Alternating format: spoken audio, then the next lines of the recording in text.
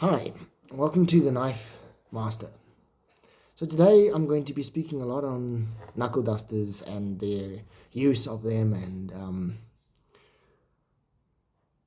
just trying to build your confidence a little bit with regards to some of these weapons. I know a lot of you are very much into 9mm guns and guns for defense. That's great. But just remember one thing. Just remember, right? You cannot use a gun in a street fight. I'm talking about a guy who just has fisticuffs or a knife. Because remember, you then become the oppressor. You can say, oh, but my life is at risk. Okay.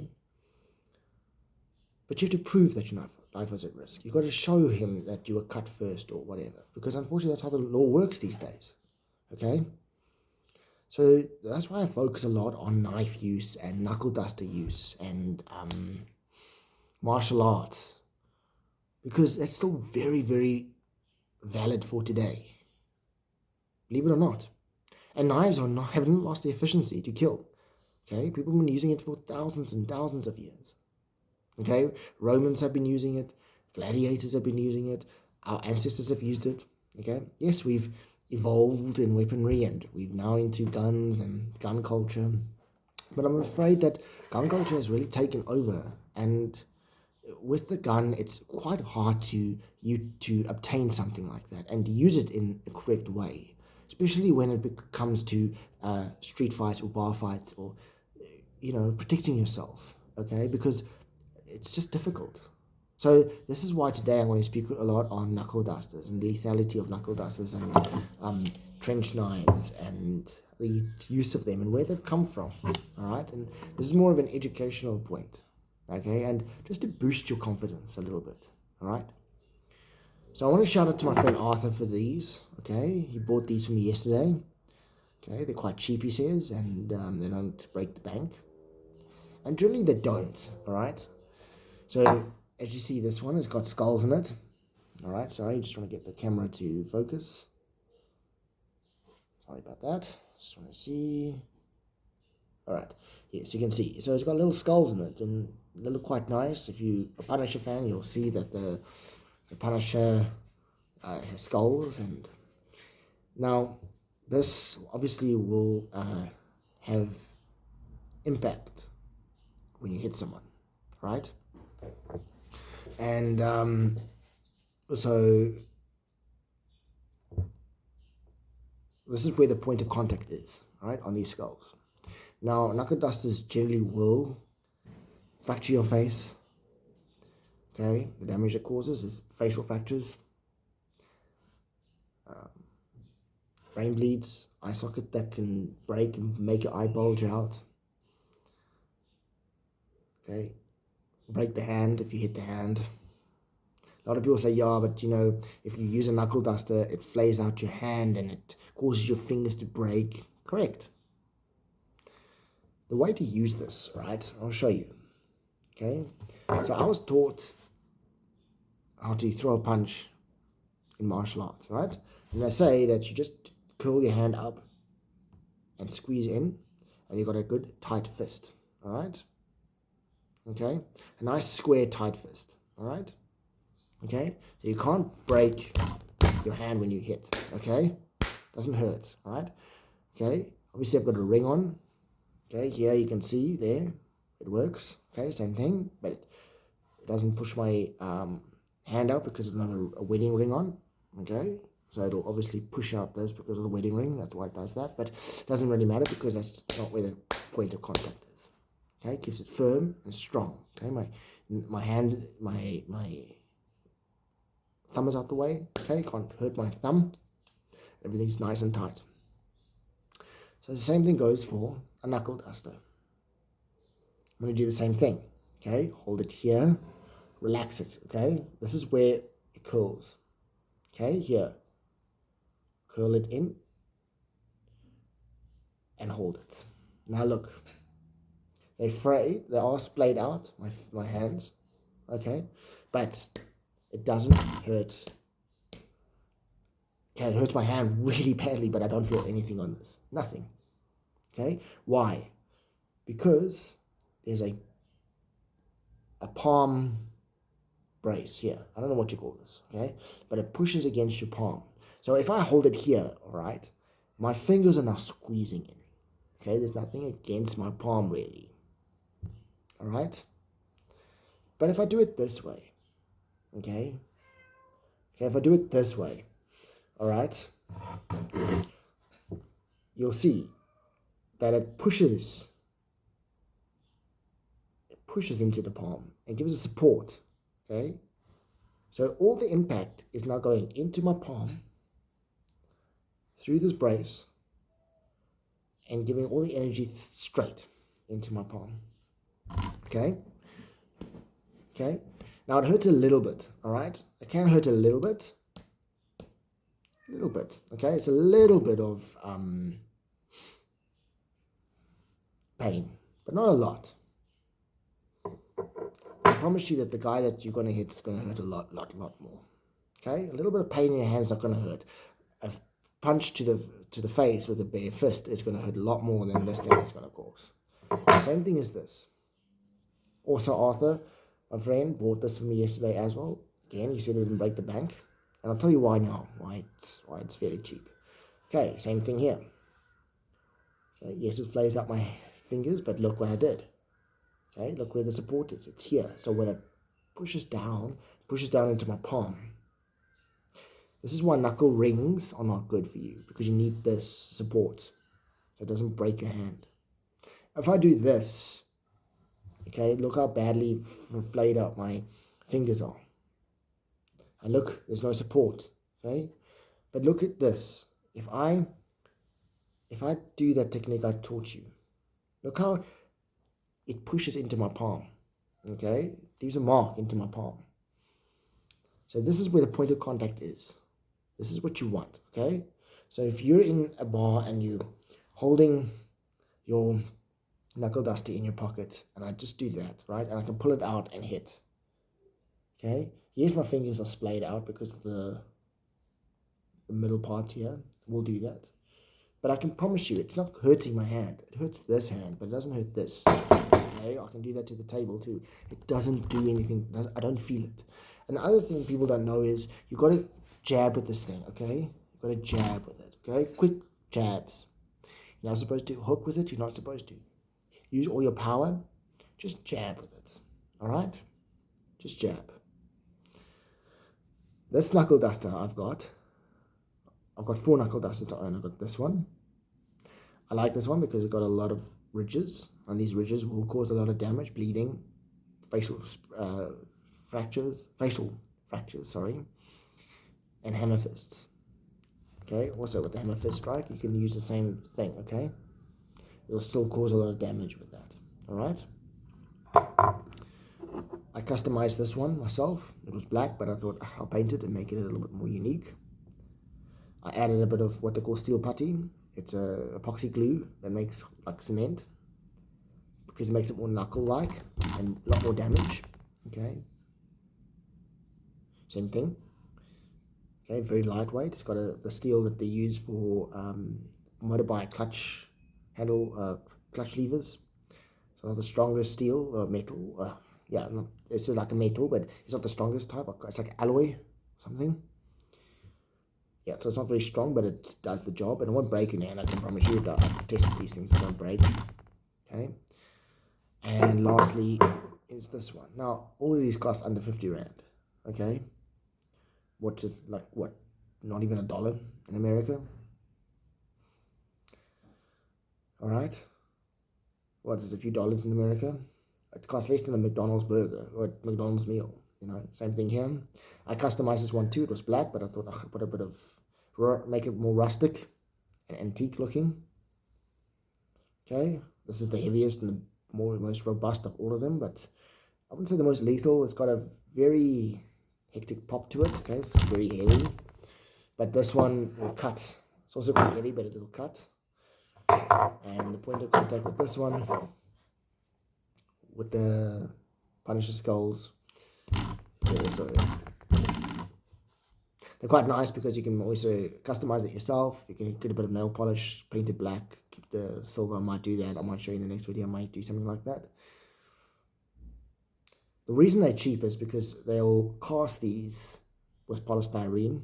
So they'll do a polystyrene mold, put this in a mold, pour the molten steel over it, melts away the polystyrene, and then it sits in that mold.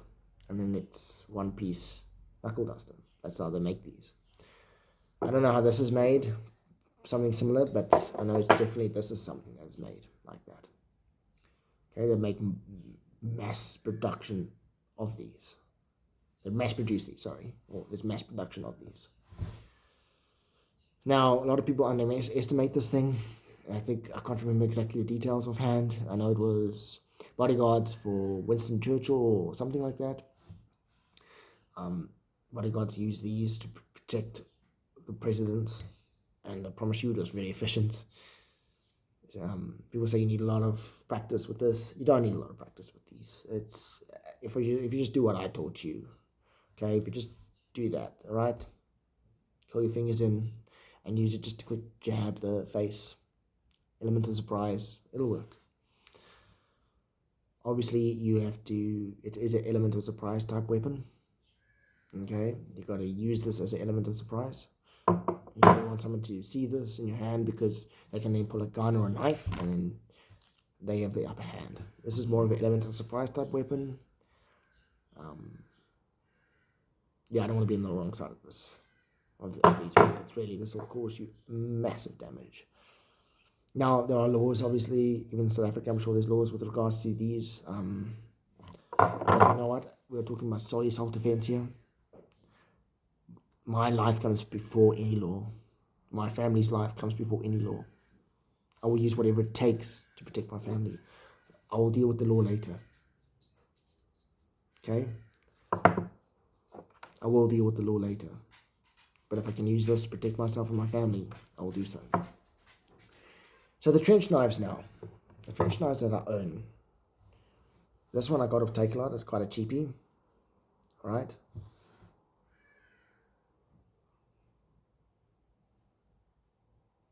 Okay? And it's quite a hectic, robust knife. Also World War I. They use these knives a lot. It's got a skull crush on the end. The problem with this is that you kind of have to... You can't really hold it the way I taught you because it's a bit awkward. Unless you have bigger hands, it's a bit of an awkward way of holding this thing. I think it's also because of the way that the knife and the handle is designed, so it sort of forces your hand in a funny way. It will hurt a bit more than a general knuckle duster, I think, to use something like this. But it doesn't matter. It will still get the job done. It'll still hurt that guy a lot more than your own hand. And at the end of it, it shouldn't matter. It's quite an intimidating blade. It's quite beautiful. It's full tang. It was gifted to me. And needs a bit of a polish, but I'll get there. Very sharp.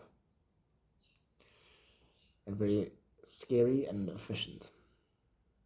Remember, lives haven't lost their lethality. Knuckle dusters haven't lost their lethality. Just because people have sort of pushed them aside and gun culture's now taken over, doesn't mean that these aren't just as lethal in some ways. This will kill you and hurt you and put you in hospital. The other one I have is an M48 trench knife. It's got a very nice sheath. It's a dagger. Okay, double-sided dagger. Okay. Needs a bit of a sharpen. Okay, it's not the sharpest of the sharpest, but I will sharpen it. But it's a stabbing weapon more than a slashing weapon. Okay, also a skull crusher on the end. Looks like a flat-bit screwdriver. Yeah, you don't want to get on the other side of this. And you can also put your thumb on this groove here, sort of pinch it up and have more like focus type motor skills so that you can use sharper quick cuts or you can use bigger slashes. It doesn't really matter how you want to hold it. Again, look at this. Sharp spikes on the end of each knuckle duster. You extremely robust steel, sort of similar to this. Very heavy in your hand, full tang. I can promise you, if you hit jab someone with this, even just give a quick jab, just to get them away so you can finish them off. Okay, look, it'll definitely reach your subclavian artery, go through your subclavian artery through here. It's the collarbone. Okay, it's through between the collarbone, and as you can see, it'll definitely reach the heart. All right, that's the way you enter the heart, quickly and efficiently. Okay, under the armpit, it'll go through and through you, no problem. All right. So these are the knuckle dusters and trench knives that I own. World War I, they used these. Okay, they were quite popular. It was very effective. World War I. Just because we live in 2026 doesn't mean it's lost its efficiency. It is scary. It will still hurt you. It will kill you. If someone comes into my house and I grab one of these, it'll definitely do the job. Yes, you might have a 9mm, but they also use 9mm and guns, and they were outdated and whatever. Not like today, okay, but criminals also use outdated guns. I can promise you now, they're not using the top of the range weapons, and they're not military trained. The average criminal that breaks into your house is not trained. He thinks he's scary because he owns a gun and he has a gun. But he's not expecting somebody like me to have something like this to come around the corner and finish him off. He's going to be just as shocked as I when he sees this than I am when I see him. Okay, I have quick access to these, so I can use it if I have to. Okay, I'll sharpen it up a bit. The edge, it's a little bit dull, but it's okay. But I hope this helps, and I hope this gives you the confidence needed in order to get you knuckle dusters and trench knives and these kind of things. You can have a gun. I'm not saying don't, but think outside the box a little bit when it comes to weaponry. Get something like this. Okay, carry this in your pocket. Yes, you're scared of the law, but don't let that scare you. To protect yourself. Trust me, the law isn't always so black and white as people think it is. There's something called circumstantial evidence, and I promise you, I'd rather use this than anything else if I have to. If push comes to shove, especially when it comes to my family. Something that costs less than 50 Rand can save your life. They're beautiful, they fit well in your hand. Beautiful knives. See, it's got a clip point, so it's sort of like a bowie shape. I love them. And they're very intimidating. Need a bit of a clean, which I will do so. Needs a bit of a sharpen, which I can also do so. Don't know why this one didn't come so sharp, but it's okay. But even then, it doesn't really matter, because remember, the point is extremely sharp, needle sharp. So when you go into somebody, remember, the trench dagger was made to go through thick clothing, coats, those kind of objects. That's why they made the dagger, and because it's double-sided, you can use it either way, and it will just cut through arteries and make the wound channel go through easier than a one-sided knife. Because remember, the wound channel, the only thing that's going through the wound channel is this side, not double edge. The reason I like knuckle dusters also, just to finish off, is because, remember, a lot of people say that you need years of practice, alright? You need to get your form right, you need to get your jabs right, okay? You gotta get you gotta pivot with your foot and get the perfect motion, okay? Something like this you don't need. As long as you can just do that quick technique I taught you, which takes 1 second, really, you just have to do that. Okay, there it is. And you just hook and jab and quickly punch. And then from there you can hit with the palm to the ear, or finish him off, put this back in your pocket and continue with the fight. These are not paperweights. Don't let people mock you. Oh, you got a paperweight, that's not going to do anything to me. Oh, I'm 600 kilograms and 60,000 feet tall and I'm Goliath. No. My friend, King David killed Goliath with a stone. Thanks to God's help. Yes, but a stone killed one of the biggest men ever. No man today is the size of Goliath. Okay, the man was 2 stories tall. 2 stories. A man that big. By a little man, no bigger than me probably. Who was less than 30, who was at the age of 30 years old. Struck down a massive soldier. Okay, stronger than Eddie Hall. He was stronger than Eddie Hall. I promise you, this man was probably stronger than Eddie Hall. And a little stone through his hardest part of his head into his brain. Yes, the slings are no joke. But in today's terms, if I had to, oh, look what I've got for self-defense, everybody today, just like they did back then, would laugh at me. These back then were also efficient. Everyone would laugh at me, but I can drop somebody like Eddie Hall.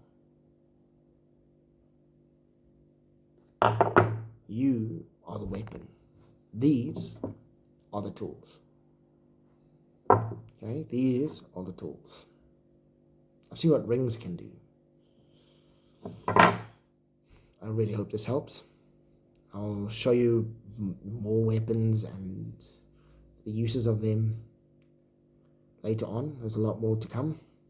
I've got a lot of weapons. But yeah, I really hope this helps you. I really hope this helps get you the confidence that you need in order to get something like this, to protect yourself, and know how to use something like this to protect yourself with. Really, this thing will really hurt you, break, fracture, destroy, make your eye pop. It's nasty. Okay, these things are nasty, nasty weapons. Okay, I do not want to be hit, especially with something like this. It is gnarly. It is horrible. This thing is extremely sharp. It's just as sharp as the tip of this thing. Okay, it might flay out my fingers and it may hurt and it may not fit properly and may fit a bigger person's hand, but let me tell you, it doesn't really matter. A 5-year-old can still use this thing and hit you, and it hurts, my friend. It hurts. Okay, these things don't break the bank. Okay, these things do not break the bank. Alright, I really, really hope this helps. I really hope that people learn something from this. And I really hope that you have a good day. And I really hope to catch you on the next one. Remember to like and subscribe. And yeah, you're welcome to ask questions in the comments. And I will show you more techniques and more weapons as time goes. Thank you. Hope to catch you in the next one.